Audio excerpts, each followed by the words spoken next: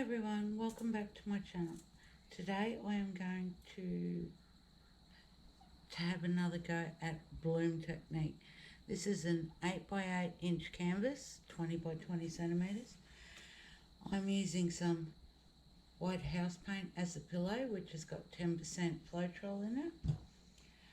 I will be using some black cell activator, and then I have some mixed up colours. I have some neon pink, turquoise, titanium white, cobalt blue and cool red. These are leftovers from the other day.